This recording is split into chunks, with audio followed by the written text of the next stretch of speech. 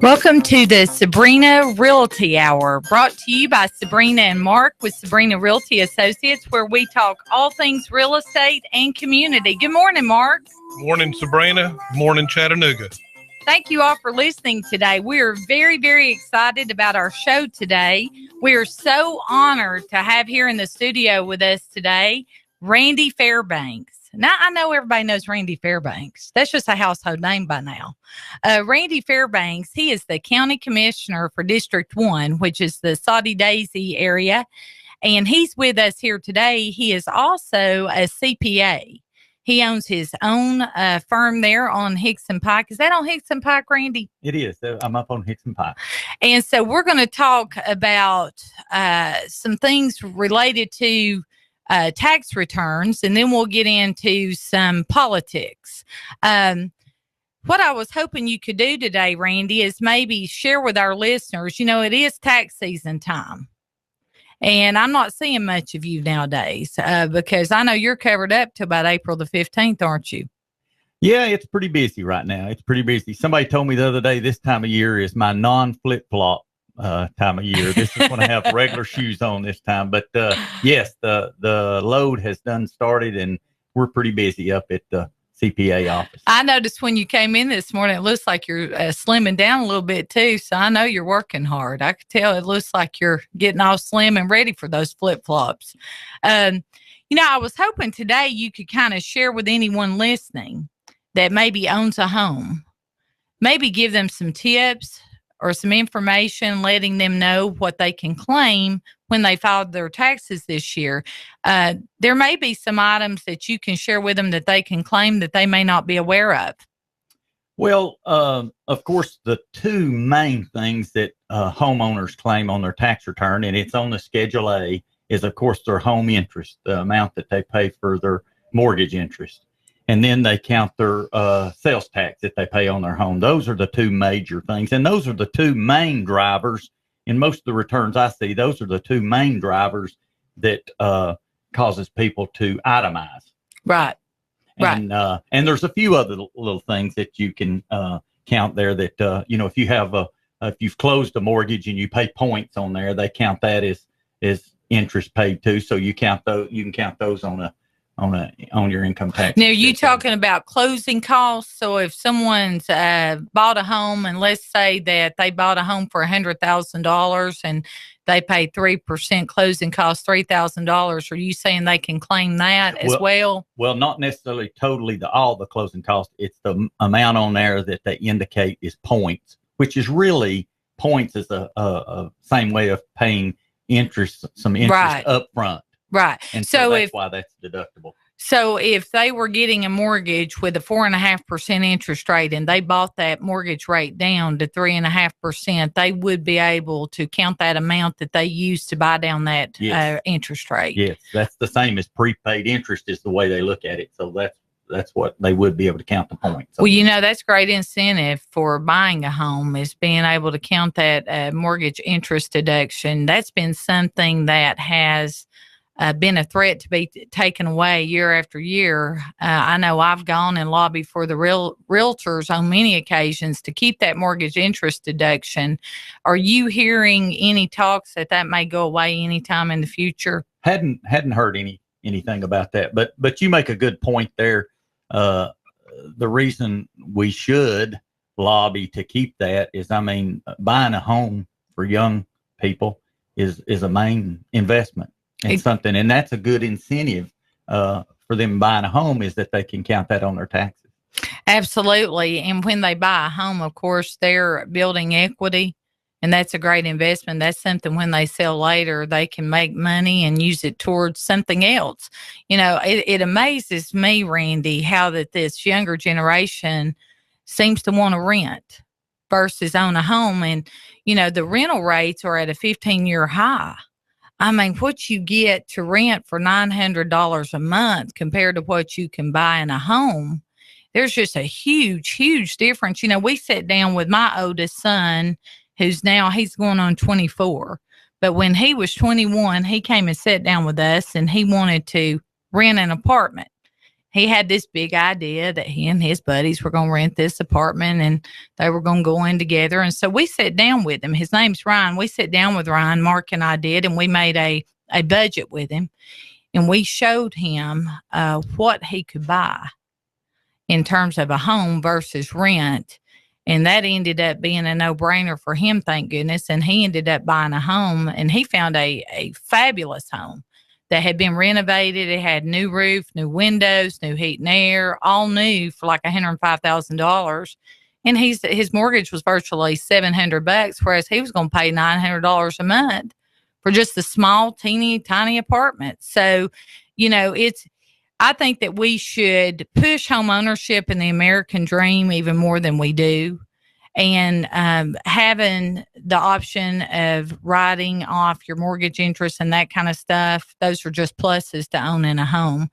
Are there any other tips you can give for any homeowners out there on things they can write off? I know that if someone is self-employed and they have an office in their home, there's some write-offs there as well, aren't there?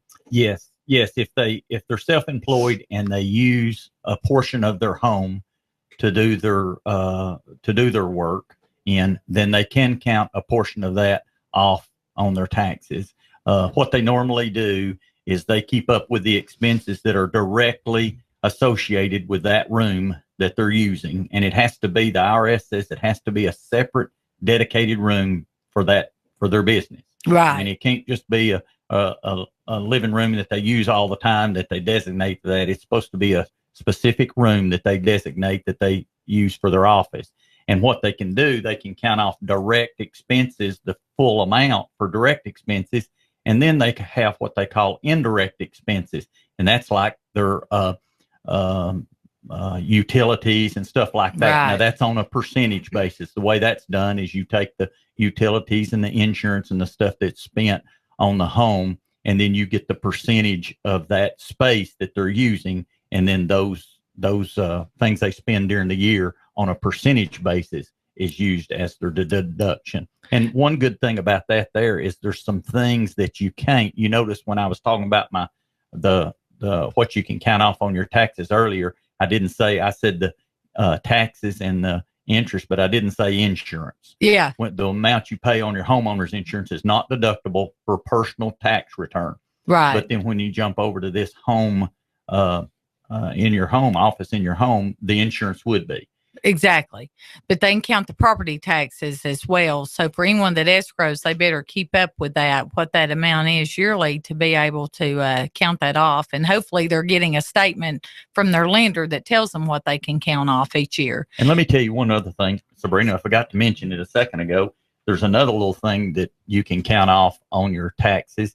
It's what's called mortgage insurance premiums. There's some lenders that if you don't meet a certain threshold or something, it's kind of like insurance to them. So they charge some interest premiums until you get till you get your note paid down to a certain point. Well, and that is associated with a conventional loan and also an FHA loan. And my understanding is now that with an FHA loan, that mortgage interest never goes away. That came into play a couple years ago, and now that mortgage interest never goes away. So for anyone that's got an FHA loan, I would recommend over a period of time that they refinance and maybe do a conventional loan or something, so that when they get that payment down to where they only owe 80%, that mortgage interest will go away. Randy, what about sales tax on a major purchase, like a 98 van or a vehicle or something? Could you write that off? Sounds like you've sold a van lately, Mark. I think he's trying to be a wise guy. He's making fun of me for a joke earlier. Sales tax, as you know, they enacted the Congress, and they approved this lately. And some of our states that don't have an income tax, that was a big push for those states to be able to count sales tax off on your tax return. And you can count sales tax. Now, that works one of two ways. And then I'll get into another thing you can add, but one of two ways. The IRS will let you count a certain percentage off based on your it's a percentage based on your income, which is logical because the higher earnings of income, the more you buy and the more sales tax. So they use a formula that allows you to count off a certain percentage on your tax, or you can take actual. I mean, you can save your receipts and do very seldom do people do that, but you can count your sales tax, everything you've paid in sales tax. Now, the one thing the government will allow you to do, if you use that determined amount based on there, then if you've got a major purchase like an automobile or something, they'll allow you to add a major purchase to that. So in the times when you usually have that major purchase, it helps people quite a bit because they can add sales tax on a vehicle that they've bought and add it to that amount, the predetermined amount, to use that total. And so in years where somebody has bought an automobile, their sales tax deduction there is usually sometimes doubled, but it's usually more. What about rental property for people that have, and I'm not talking about someone that's a big scale, 10, 20, 30 properties, but just an average Joe that's got a couple of rental houses or a duplex. What can they and can't they write off in that situation? Well, now that's a little different there because you're going from a personal, what we were talking about, a personal to a business. Right. So when they've got rental property, and I've got a couple of clients that I've got some that's got 1 or 2 rentals. I've got a couple of people that have, 30 and 40 pieces of rental property. So, but now you're into a business situation there. So pretty much anything you spend on that property, mortgage and taxes and repairs, insurance, mileage. Yes. People keep up there with their mileage going to and from the thing. So about anything. And I tell people, here's the way I tell people that are in business and in rental, because that's in a business and rental like that, their mindset should be to keep up with expenses, anything you're doing that goes toward making that income. So anything you do, anything they need to have I tell my clients, have the mindset of anything you're doing or going and doing, and it's because I've got these rental properties. Then that's the way you track that. That's the way you track your mileage. And then, of course, most of the things on rental property would be the normal things you would think about. It would be if you have a mortgage on it, if you pay the taxes on it, the insurance. This is where the insurance counts on this because it's a business. And then, of course, like you said, some mileage and repairs. I mean, you're constantly repairs and maintenance. Yeah, repairs and maintenance. People that's got those rental properties are constantly doing something. And that is also counted in on those.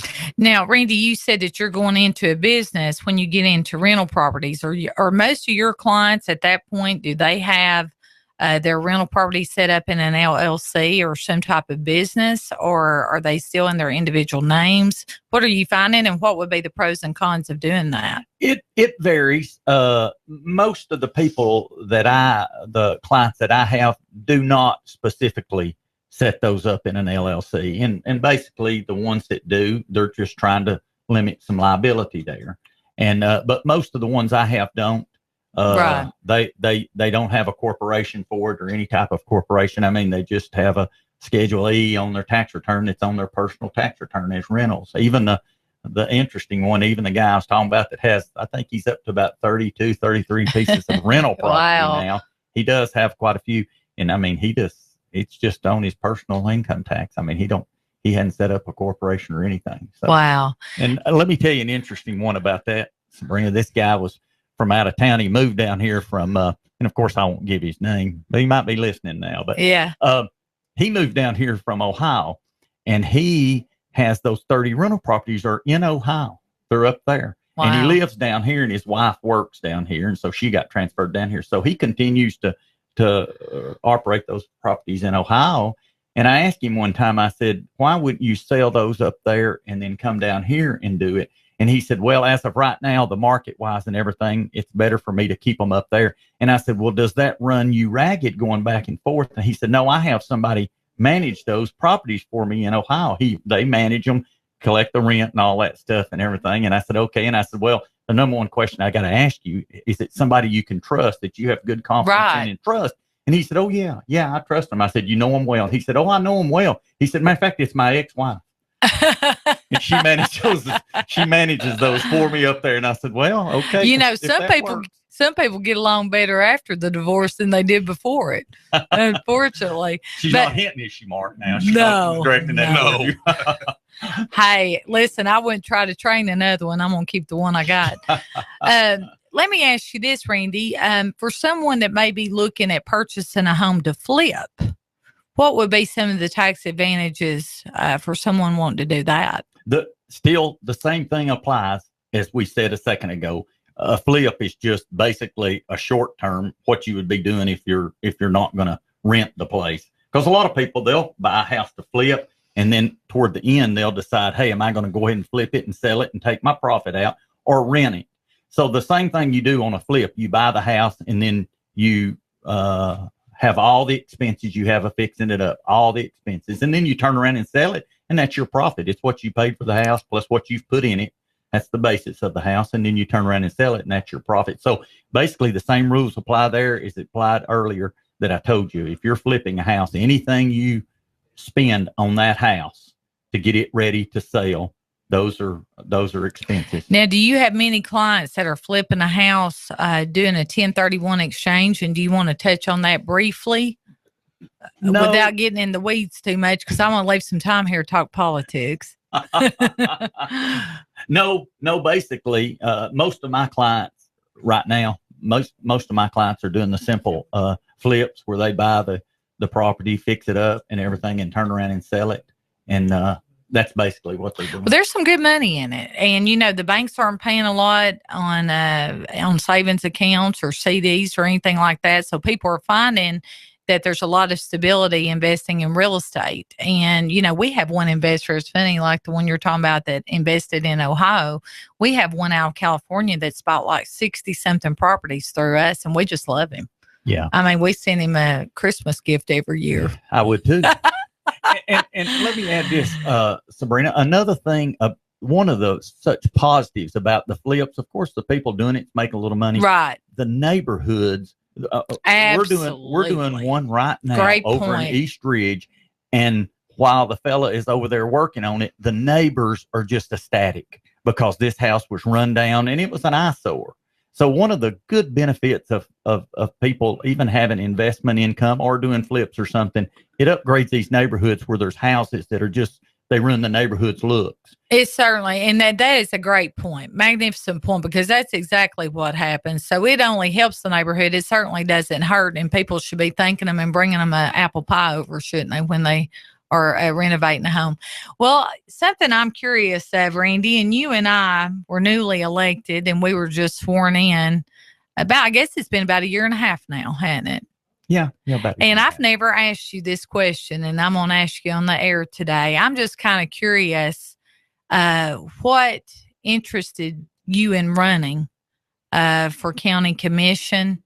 I'd like for you to kind of tell me that and kind of what you felt your calling was. And then I'd like to kind of know what maybe has been the biggest surprise since you've been sworn in. Well, and I've always been, over the years, been involved in politics and interested in politics. But the main thing I think that makes one want to serve, and me specifically wanting to run and serve, is I like just getting things done and helping people. And that's the main thing. And we've discussed this before. The fun part of our job is, and I had one just this last week where, speaking of neighborhoods, there was some stuff that was in a house that was in their yard and stuff, and it made the neighborhood just look really, really bad. And the neighbors called me and said, "Can you help with this?" And we kind of helped get it cleaned up and stuff like that. That's the fun part of the job, being able to get to the root of the problem and help people out. I love doing that. I've always been, and I've told somebody this one time before. In my many years of at my church, I'd serve as the clerk. You know, of course, I like handling that money, Mark, but I'd serve as the clerk. And I've been a football official, you know this, for a number of years. Yeah. Well, I served as the treasurer in that group for several years and stuff. I just like taking care of situations and helping people and stuff. And that's what drove me to run for office. You do a great job too, because I know how sincere you are. We've talked a lot and I've gotten to know you over the past year and a half, and you're sincere. And I think that the residents of District 1 are well represented by you, Randy. And I say that for you on your behalf, because I know how sincere you are. I know how serious you take it. I know how hard you work. And for anyone looking to file their taxes, how would they get in touch with you? I'm located right there on Hickson Pike, and what I tell people, most people know where the bowling alley is on Hickson Pike. So I'm about a couple of blocks shy of the bowling alley toward Northgate Mall. There on the right side of Hickson Pike. And what's your phone number? Phone number is 468-3791. Thank you so much for being here with us today. You've provided a lot of valuable information, and hopefully people can find more and more stuff they can write off and keep more of their money in their own pocket this year when they file their taxes and not owe the government. Thank you so much, Randy. It's been a pleasure having you here with us today in the studio. Well, thank you, Commissioner Smedley, and Mark. Thank you so much. I appreciate it. We appreciate you.